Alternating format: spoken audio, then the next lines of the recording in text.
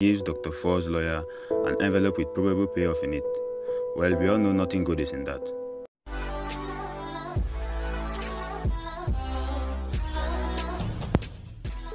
In the past few days, Democrats have been hit with several surprising twists and turns in their latest political drama of alleged sexual scandal against Brett Kavanaugh. However, they definitely did not see the wrath of the Titans coming.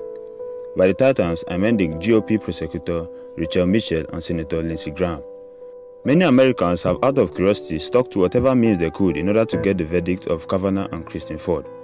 But all this drama of intense emotional testimonies and heart-touching debate came to a shocking delayed resolve on Friday.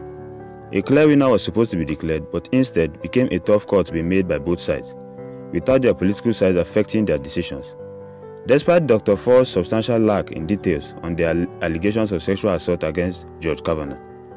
Well, Kavanaugh's future, one which he has worked all his life to achieve a seat in the highest court of the country, was in the hands of all Senate members. But the depraved antics we witnessed this past week has ruined the reputation of a good, fair and accomplished man, regardless if he is ultimately appointed and exonerated or not. His wife and children have lived through a difficult time that they will be reminded of for the rest of their lives. And all this because of an unverifiable distant memory of a questionable woman with no viable proof and witnesses whose testimony has so far exonerated Kavanaugh of this malicious sexual assault claim.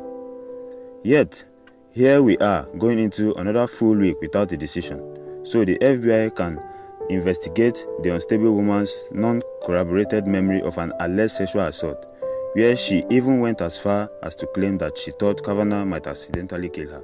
Dr. Ford told her truth before the Senate Judiciary Committee and hundreds of thousands of Americans watching. Then, approximately 4 hours later, Kavanaugh had his chance to defend his good name. Once he was done sharing his emotional and moving defense, both of them had to answer to Rachel Mitchell, a career sex crime prosecutor, and Senator Lindsey Graham, who both echoed the same important fact. They both said in their individual careers, having spent much time in law, including as prosecutors, Dr. Ford's case lacks substantial evidence, which means that there is no way of proving probable cause, and shows no reason beyond a shadow of doubt that's necessary for action against the accused.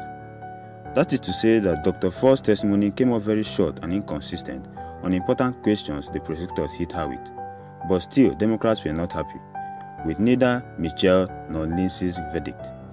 Kavanaugh, a constitutional judge, was not just treated with the right owed to him as an American. He was presumed guilty until proven innocent, and the left wasn't going to let him prove he was, despite nothing but a distant and well-timed memory to go on. So regardless of what the final decision is on the Senate floor, following the FBI's unnecessary investigation, this good man's life will never be the same. Neither will that of his innocent family. Okay guys, thanks for watching. Please subscribe if you have not, and I'll see you in the next one.